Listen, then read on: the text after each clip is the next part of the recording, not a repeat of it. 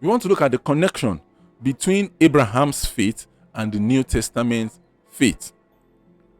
Both are justified by grace through trusting God's promise rather than by works.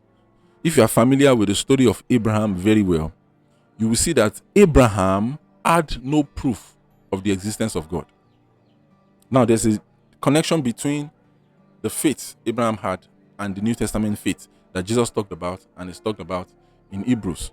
Both are justified by grace through trusting God's promise rather than by works, making Abraham the spiritual father of all believers. Abraham came before the law was given.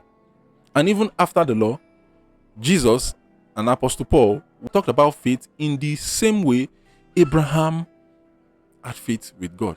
So the necessity of the law was to direct them back to the kind of faith Abraham had, was to direct the Israelites back to their father Abraham, and for them to have the kind of faith he had, because that was the same kind of faith Jesus talked about and Apostle Paul talked about. So all these facts make Abraham's faith that much more wonderful.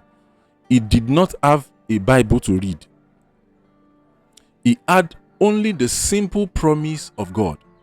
He was almost alone as a believer, surrounded by hidden unbelievers. So at that time, it was only Abraham that believed in God. There was no one to help his faith. There was no one he could fall back on. There was no Bible for him to read, to build his faith on. You could not look back at a long record of faith. In fact, he was helping to write the record. Yet, Abraham believed God. Today, people have the Bible. We have the Bible to read. We have the Bible to study. We have a fellowship to attend. We have our pastors. We have our leaders that we can run to, that they can help us when we have doubt, and can look back at centuries of faith as recorded in the church history and the Bible. Yet, many refuse to believe. Yet, we have people that say that there is no God. All these are evidences that there is God, but there are still people that refuse to believe in God or the Bible. So Abraham's faith was counted for him as righteousness.